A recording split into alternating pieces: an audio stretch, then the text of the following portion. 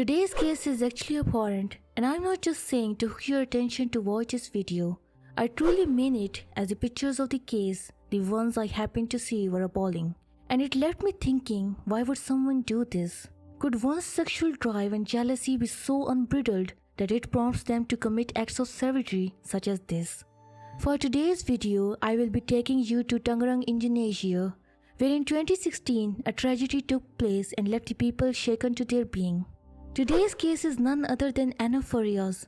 But before we dive further into today's video, I would like to ask everyone watching to subscribe and leave a comment at the end of this video, as it will not only encourage us but also provide with insight of what kind of content you want in future.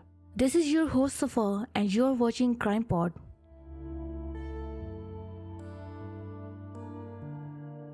Eno Farihah, also known as Eno Changku, was born on October 6th of 1997. Third of the 7 children born to Arif Fikri and his wife Mafota, Farihah was a cheerful and endearing soul.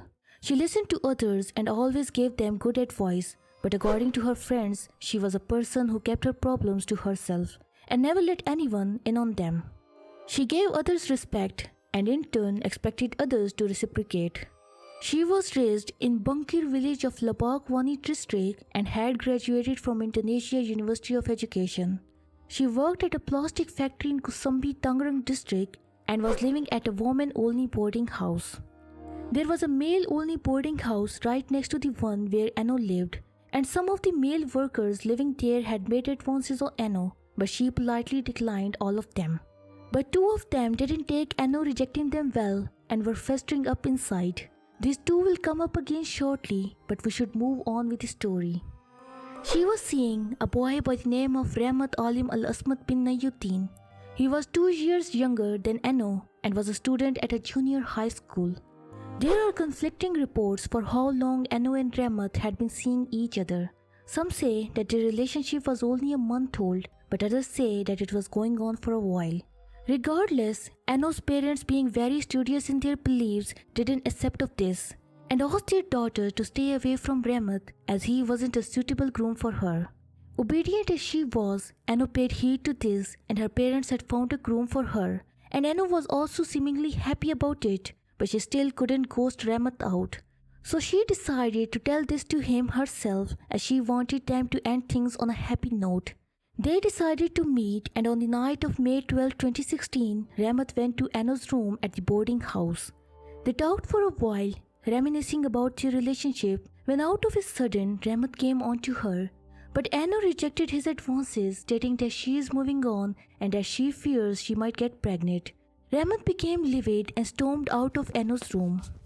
After Rahmat left her room, Eno retired for the night, but Rahmat was still lurking on the boarding house premises, smoking cigarettes when he was accosted by 2 individuals, Rahmat Arifin bin Hartono, who we will be calling Arifin to avoid confusion, and Imam Hapriadi.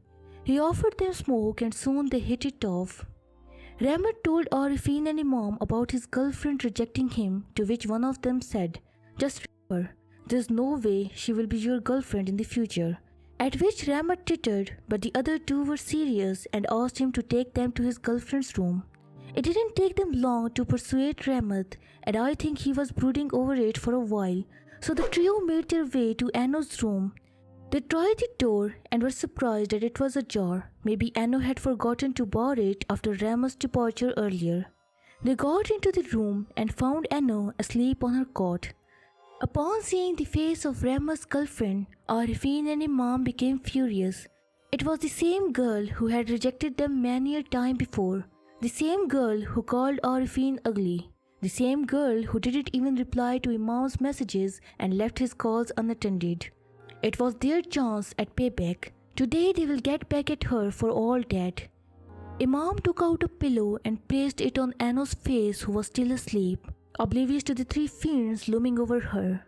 He began to smother her, she began to squirm, and Rahmat immediately pinned her legs down. Arifin went to the kitchen. He was looking for a knife to end Eno's life, but didn't find any.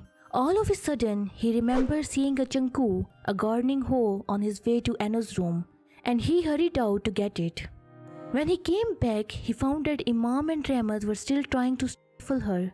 He gave the gardening hoe to Rahmat and instructed him to bash Eno's face with its blade. Rahmat capitulated, but as soon as he saw blood, he stopped and got out of the room. While Rahmat was out pondering what he had done, Arifin was sexually defiling Eno. As this was going on, Imam, who had brought a kitchen fork with him, began to mutilate her face. After a while, Rahmat came back with a look of rage on his face and began to beat her, which left imprints of his teeth on her breasts. After that, he got up, grabbed the gardening hoe and impaled her with it. This ruptured most of her organs and she was no longer of this world. Rahmat's clothes were drenched in blood, and the three men, after washing their hands and putting pillows and blankets over Eno's inert body, fled the scene. On their way out, they padlocked the door from the outside and chucked the key back in through a vent. Next day, Eno didn't show up at work and no one noticed. The day after that, Eno again didn't turn up and her friends at work tried her number, but it went unanswered. Concerned, they went to check up on her and found that the door to her room was locked from the outside. They tried to open it, but it didn't. They asked a male employee to help and he managed to open it. Upon entering, they beheld an appalling scene. Eno was laying stark naked and had bruises all over her body. Her face was mutilated and she was killed with a gardening hoe. They immediately notified the authorities, who quickly arrived at the scene, and the dead body was moved out to Tangerang District Hospital for necropsy, which said that Eno died due to impalement and the blunt force trauma she suffered on her neck. The 90% of the gardening hoe was forced into her body, resulting in vital organs rupturing.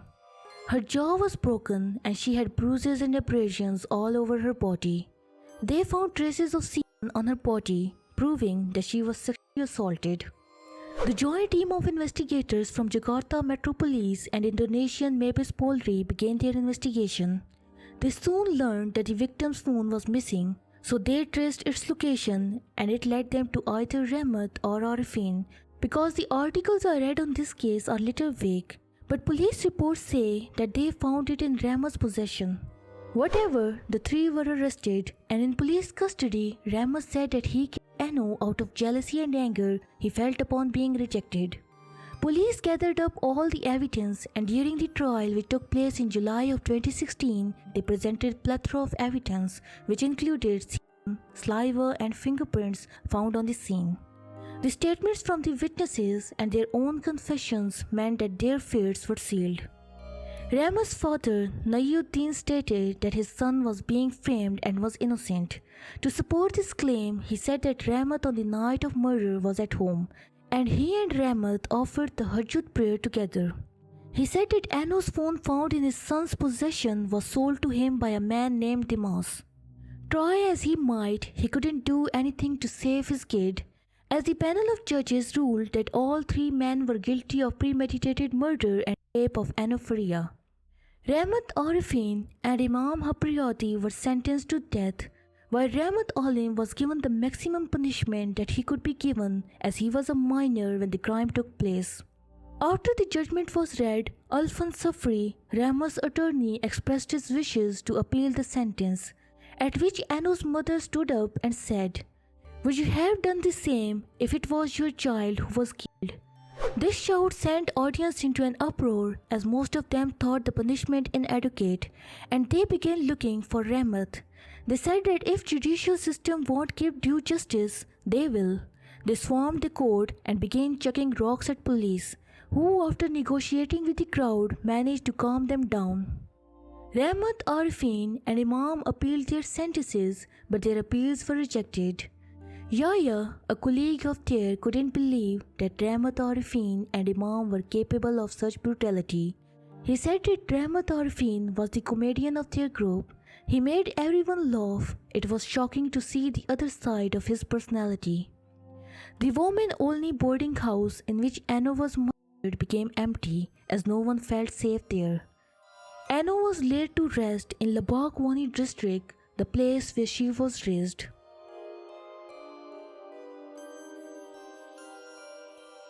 That's all about the case of Eno Farihah. I hope you liked the case study with me. If you do, don't forget to like this video. Leave a comment if you have any suggestions on our future uploads. Subscribe if you haven't subscribed and ring the notification bell so you're never gonna miss any of our future uploads. Stay tuned for our next video. Until then, goodbye.